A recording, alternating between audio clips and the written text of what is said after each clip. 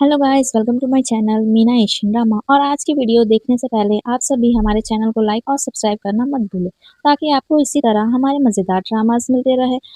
आज के ड्रामा में हम देखेंगे एक रिच सीईओ होता है, पर उसके पैर पैरालाइज होते हैं और व्हील चेयर के सहारे चलता है। और दूसरी तरफ एक इंटेलिजेंट और स्मार्ट गर्ल होती है। फिर ड्रामा की शुरुआत होती है। सीईओ अपने प्राइवेट जेट से एंट्री करते हुए नजर आता है और सीईओ का पर्सनल असिस्टेंट सीईओ के लिए व्हील चेयर लेकर आता है। फिर सीईओ अपनी कार में बैठे हुए नजर आता है और कहीं जा रहा होता है। तभी सीईओ की कार से एक्सीडेंट हो जाता है और हमें ड्रामा की मेन लीड को दिखाया जाता है, जो हॉस्पिटल के बेड पर लेटी हुई नजर आती है। तभी सीईओ का असिस्टेंट उस लड़की से कहता है, मिस आप ठीक तो है ना, और आप बेहोश हो गई थी। फिर वो लड़की सीईओ के असिस्टेंट से टाइम पूछती है। असिस्टेंट कहता है, अभी तो शाम के 5 बज रहे हैं। तभी सीईओ उस लड़की से कहता है, अगर तुम्हें किसी भी चीज की जरूरत पड़े तो हमें बता देना। वो लड़की कहती है, नहीं उसकी कोई जरूरत नहीं है, और वहां से उठकर जाने लगती है। तभी उसे चक्कर आने लगता है और सीईओ के पैर पर गिर जाती है। सीईओ अपनी बुक और अपने चश्मे पहनकर बुक में देखने लगता है। फिर हम ड्रामा में देखते हैं, वो लड़की और सीईओ एक कार में बैठे हुए नजर आते हैं।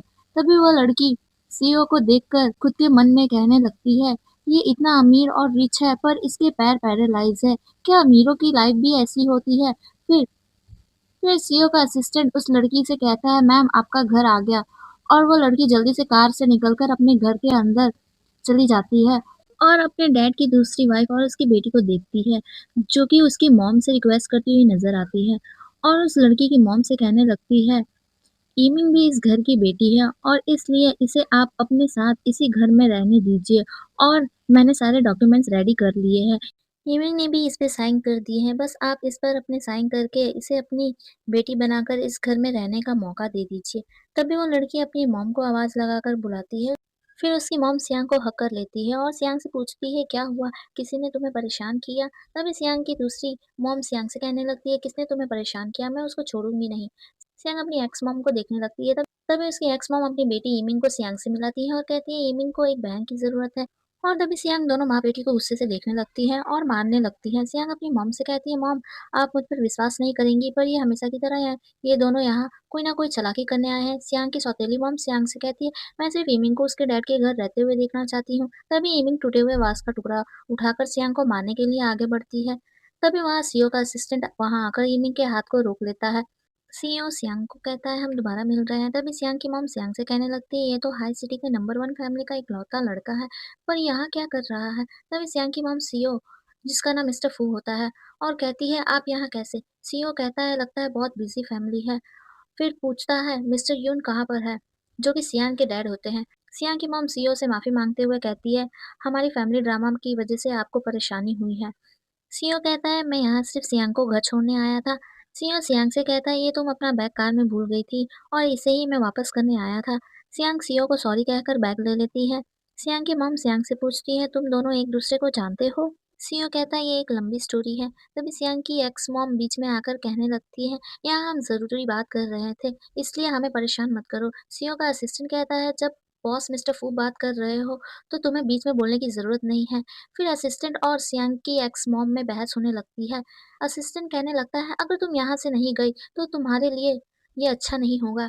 सियांग की एक्स मॉम कहती है, तुम सब मिले हुए हो, और नाटक करने लगती है अपने आप को मारने का। सियांग कहती है, तुम्हें जैसे अच्छा लगे तुम वैसा कर सकती हो खुद के साथ। सियांग की सौतेली माँ कहती है, मैं सच में खुद को मार दूंगी।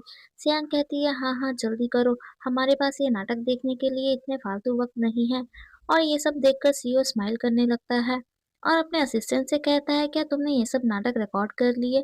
असिस्टेंट कहता है, हाँ मैंने हर क्लिप अच्छे से रिकॉर्ड किए हैं और ये सबूत के लिए काफ़ी है। ये सब देखकर सियांग की सौतेली माँ को गुस्सा आ जाता है और वो वहाँ से अपनी बेटी इमिंग को लेकर चली जाती है। फिर सियांग घर के बाहर आती है और सीईओ को थैंक यू कहने लगती है और कहती है, मैं आपको आपके कार तक छोड़ देती हूँ। सीईओ सियांग से उसकी एज पूछने लगता है। सीईओ का असिस्टेंट शॉक हो जाता है और कहता है, आज तक मिस्टर फू कभी भी किसी लड़की के बारे में नहीं पूछे, पर आज पहली बार किसी लड़की से उसकी एज पूछ रहे हैं। सियांग कहती है, मैं 23 इयर्स की हूँ। असिस्टेंट कहता है, काफी यंग और एज गैप है तुम में और बॉस में। सियांग सीईओ को थैंक यू कहने लगती है। सीईओ कहता है, मैं एक बिजनेसमैन हूँ और थैंक यू से बिजनेस नहीं चलता है, यहाँ फायदे और नुकसान देखने होते हैं। सियांग कहती है, तो फिर आपकी कार से सुबह मेरा एक्सीडेंट हुआ था, उसके बारे में आप क्या कहना चाहेंगे? सीओ सियांग से कहता है मेरी कार ने तुम्हारा एक्सीडेंट नहीं किया, तुम मेरी कार के सामने आई थी। असिस्टेंट सियांग को समझाता है, मैम आपने ट्रैफिक सिग्नल चेक नहीं किए थे और रोड पर भाग रही थी और आप कार के सामने आ गई थी और फिर बेहोश हो गई थी और फिर हम आपको हॉस्पिटल लेकर गए थे। सियांग सीओ से कहती है क्या तो सियांग सीओ से कहने लगती है, क्या चाहिए तुम्हें? सीओ सियांग से उसके सुपर देखने के लिए कहता है। सियांग कॉकरोच देखकर सीओ के गोद में बैठ जाती है। सीओ सियांग से कहता है, तुम्हारा उधार है मुझ पर।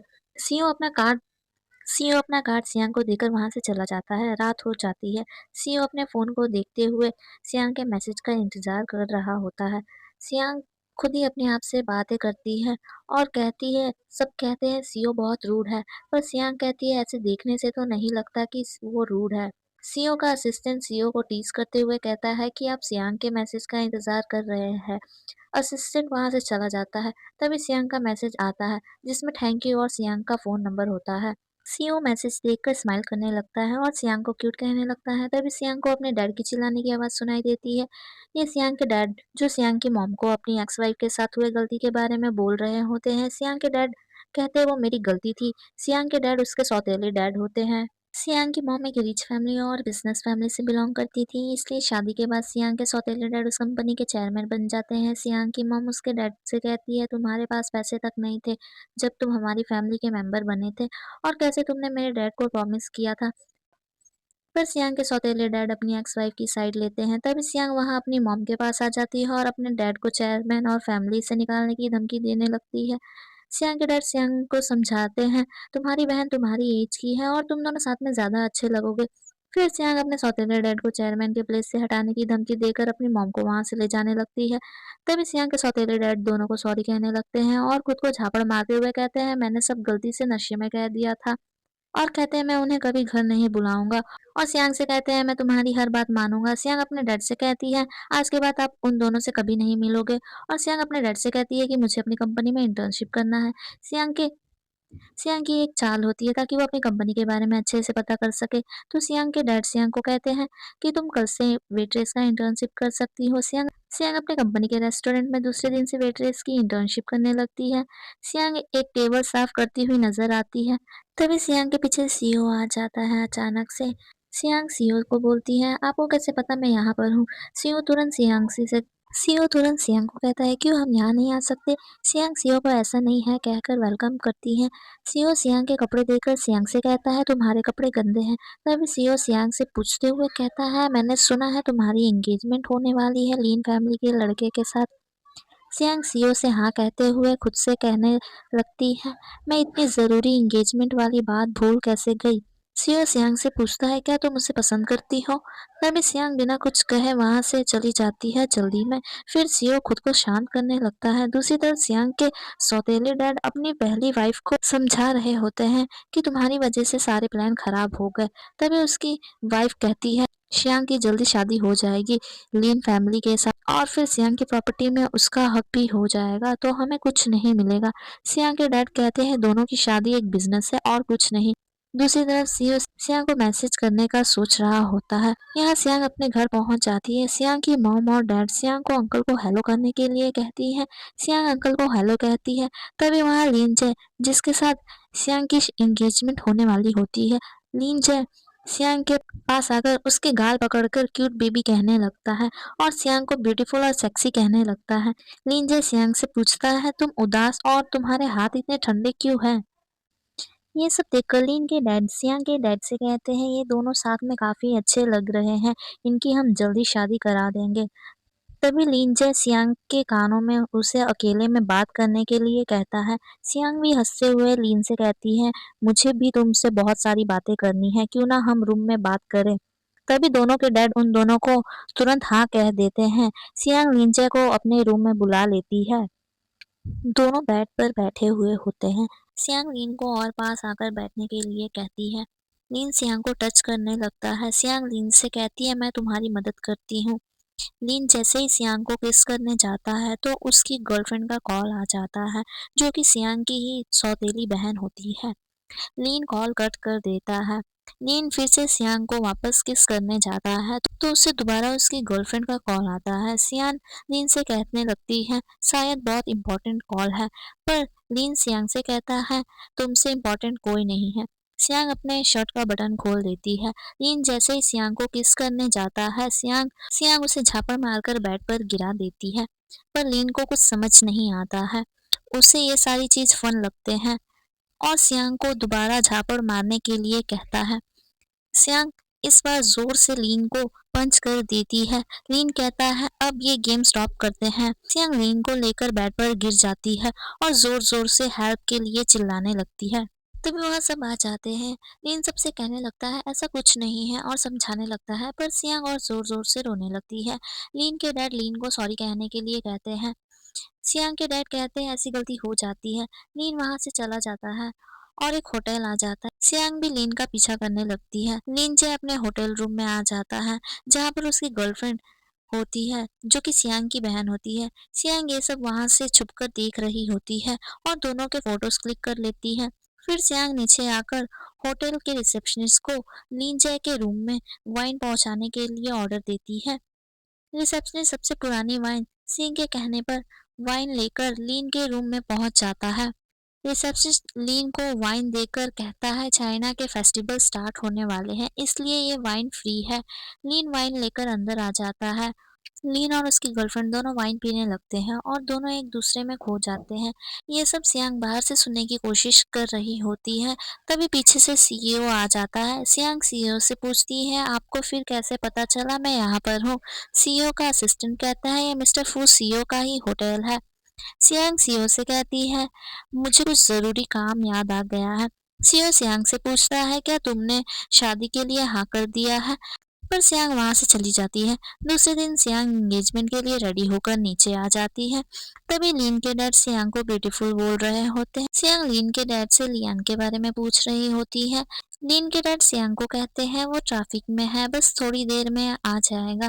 लीन के डैड लीन को कॉल करते हैं, पर लीन अपने होटल रूम में बेहोश होता है। फिर लीन को कुछ देर बाद होश आता है तो वो होटल से एंगेजमेंट के लिए निकल जाता है।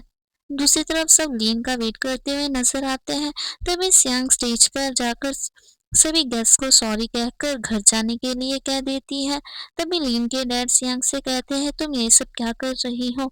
तभी सियांग स्क्रीन पर लीन और उसकी गर्लफ्रेंड के होटल वाली पिक्स दिखाती है।